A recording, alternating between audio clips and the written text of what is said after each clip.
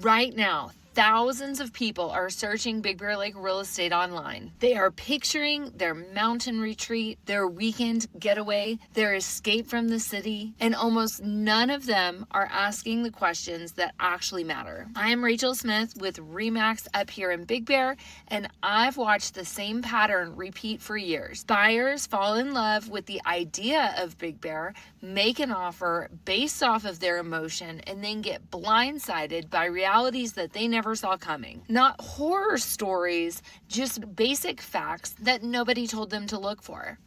The real estate industry runs on excitement, not education. They want you focused on granite countertops and lake views, not insurance costs and winter maintenance. Today, I'm going to walk you through the 5 critical areas that every serious Big Bear buyer needs to understand before they make an offer. These aren't just secrets, they are topics that don't come up until it's too late. By the end of this video, you will know exactly what questions to ask. So let's get started. Let's start with the most obvious, but least understood factor. Big Bear's weather operates on a completely different system than what most buyers are used to. The winter reality, from November through March, you're dealing with a genuine alpine climate. The sun sets between 4:30 and 5. Snow is not occasional, it's pretty consistent. We're talking about regular storms that can drop 1 to 2 feet overnight. Now, here's what you need to think about. Are you prepared for the routine of mountain winters? Shoveling before work, putting chains on your vehicle, dealing with frozen pipes, planning your errands around snowstorms. This isn't a weekend novelty. This becomes your daily baseline. Then there's the gray period. What catches people off guard isn't the snow itself, it's the extended periods of overcast skies. Big Bear sits in a valley, and during the winter, cloud cover can settle in for days or even weeks. If you're someone who relies on bright sunshine for your mood and your energy, this is something to factor into your decision. Then there's the summer surprise. Summers hit the 80s and 90s, and at 7,000 feet, the UV index is intense. That sun exposure accelerates wears on decks, roofs, and exterior paint. It's not catastrophic, it's just a maintenance factor you'll want to budget for. The question to ask yourself, have you spent time in Big Bear during February? During that shoulder season in November? If your only reference point is summer weekends, you are making a decision without critical data. Now let's talk about the cost structure, because this is where I see the biggest gap between expectation and reality. Insurance in 2026. The traditional homeowners insurance market in Big Bear has contracted significantly. Many major carriers have reduced their exposure in mountain fire zones and most of California. What's available now is primarily the California Fair Plan. Here's what that means in practical terms. Policies can run up to $5,000 to $7,000 annually for coverage that might cost $2,000 in the valley. Additionally, some properties require fire mitigation work, roof upgrades, defensible space clearing before they're even insurable. This is information you need before you're in escrow, not after. The mountain premium. Everything in Big Bear costs more because of logistics. Groceries run a little bit higher than valley prices. Contractors can charge a premium if they're driving up the mountain, and their workload is seasonal. This isn't price gouging, it's economics, but you need to factor that into your budget. If you're planning to retire up here, or if you're on a fixed income, that monthly grocery bill can add up fast. Maintenance cycle. Mountain properties have a different maintenance rhythm than valley homes. The freeze-thaw cycle affects foundations and roofs. Snow load requires regular deck inspections. Moisture management is constant. Industry standard is to budget 1.5 to 2% of your home's value annually for maintenance. On a $600,000 property, that's $9,000 to $12,000 per year. Not every year will hit that number, but some years could exceed it.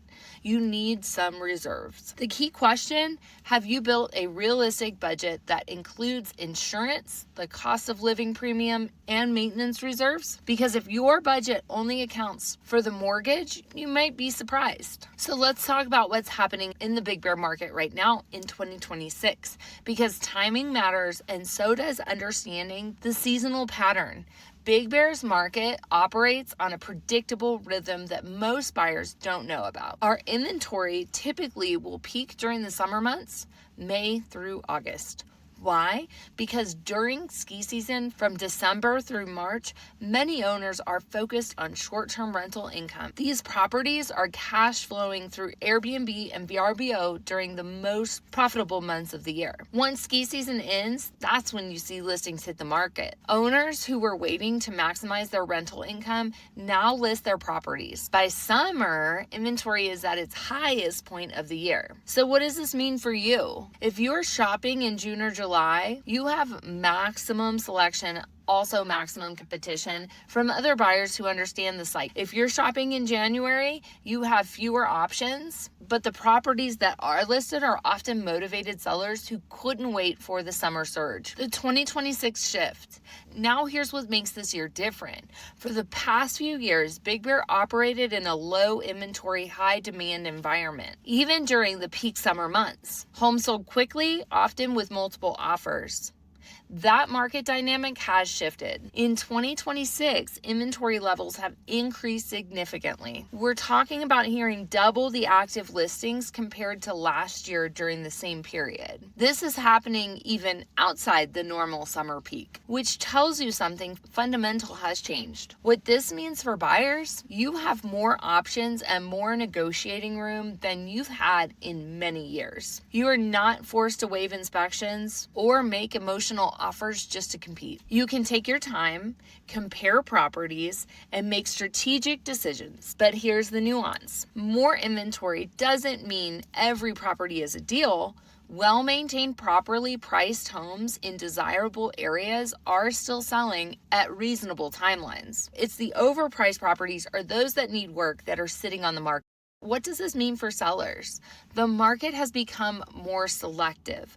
Buyers now have choices, which means your property needs to be competitive on price, condition, and presentation. We are seeing price adjustments on about 40% of active listings. That tells you that the initial pricing strategy matters more than ever. If you're thinking about selling, timing matters. Listing during the ski season when inventory is naturally lower might give you less competition, but you also have fewer active buyers. Listing in the summer means more buyer activity, but also more competing properties. Your agent should be able to help you strategize around these cycles, understanding the opportunity. Whether you're buying or selling, this is actually a more balanced market than the frenzy of 21 to 22. Buyers can make informed decisions without the pressure of bidding wars. Sellers who work with knowledgeable agents and price correctly can still get solid results. But the days of overpricing and waiting for someone to overpay are behind us. The key is working with someone who understands both the seasonal patterns and the current market shift. Not every agent tracks these cycles or knows how to position a property in this environment. Are you operating with current market data and seasonal awareness, or are you making decisions based on what you heard the market was like during the pandemic? Let's address the logistical reality. Big Bear is 40 miles from San Bernardino, and those 40 miles operate under different rules than valley driving. In ideal conditions, you're looking at 45 to 50 minutes, but ideal conditions are just one scenario. In winter, add time for chain requirements and slower speeds. On holiday weekends, add time for recreational traffic. During roadwork season, add time for construction delays. So what does this mean practically? If you're keeping a job in the valley and planning to commute 2 to 3 times per week, you need to factor in the realistic time commitment. That's not 45 minutes, that's often 60 to 90 minutes, depending upon conditions and timing. The planning shift. Living in Big Bear changes how you think about errands and appointments. You start consolidating trips. A dentist appointment in the valley becomes an all-day event because you're combining it with grocery shopping and other errands. And it's fun that way. This isn't necessarily a negative thing. Many residents love the slower pace and the intentionality it creates. But it is different from valley living, where you can run to the store on a whim. Then there's the winter factor. During heavy snow events, Highway 18 and 330 can close temporarily. This is rare, but it does happen. If you have a job that requires daily presence, or if you have family obligations in the valley that need flexibility, this is a factor to consider. So what's the question to ask? Have you actually driven the commute during conditions that match your intended use? If you're planning to commute for work, drive it on a Tuesday morning in traffic. If you're planning weekend use, drive it on a Friday afternoon when everyone's coming up. Real data will always beat assumptions. Finally, let's talk about the social and community aspect of Big Bear, because it's different from traditional suburban or urban neighborhoods. The part-time population. A significant portion of Big Bear's housing stock is second homes and short-term rentals. Depending upon the neighborhood, you might be surrounded by properties that are occupied only 20 to 30% of the year. What does this mean? The neighborhood dynamic is different. You're not necessarily building relationships with permanent neighbors who are there year-round. For some people, this is a feature that they love, the privacy and the quiet. And for others that are socialite, it's a drawback. They miss the sense of community, the local culture. Big Bear has a distinct culture that's shaped by its history and geography. There's a significant population of longtime residents whose families have been here for generations. There's also a growing population of remote workers who have relocated recently. These groups don't always overlap socially. It's not hostile, but it's also not automatic integration. Building community here takes intention, joining local groups, participating in events, becoming a regular at local businesses. The political and cultural landscape. Like many mountain communities, Big Bear has diverse perspectives. You'll find progressive second homeowners from coastal cities alongside conservative multi-generational locals. Most people coexist respectfully, but it's worth understanding that Big Bear reflects California's broader cultural mix. The question, what are you looking for socially? If you want active neighborhood interaction and close-knit community, you'll need to seek that out intentionally. It will not happen automatically. If you're looking for privacy and space, Big Bear delivers that naturally. Neither is right or wrong, but you need to know what you're expecting. So let's bring all this together. Why did I just spend all this time walking you through these 5 considerations? Because the difference between people who thrive in Big Bear and people who struggle isn't about toughness or commitment. It's about information. The people who love living here came in with realistic expectations. They understood the weather patterns. They budgeted for the actual costs. They knew what the commute would require. And they had realistic social expectations. Who are the people that struggle? They're not bad people or unprepared people. They just make decisions based on incomplete information. They fell in love with the idea of Big Bear without understanding the reality of Big Bear. Here's my approach. Let's have a conversation about these 5 areas. We talk about your actual lifestyle, your actual budget, your actual needs. We identify which neighborhoods match those needs.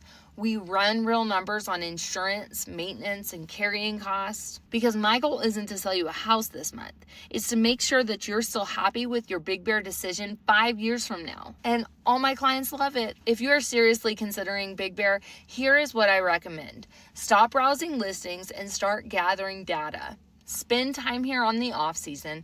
Talk to people who actually live here full time. Run the real numbers on your budget. Drive that commute in the winter conditions, especially if you plan to have a baby. And when you're ready to move from research to strategy, book a consultation with us. We will walk you through these 5 considerations specifically for your situation, and we'll build a realistic plan. Big Bear is an incredible place to live, but only if you come in with your eyes wide open. Let's make sure you have all the information that you need to make the right decision. Thank you for watching. I'll see you in the next one. Bye.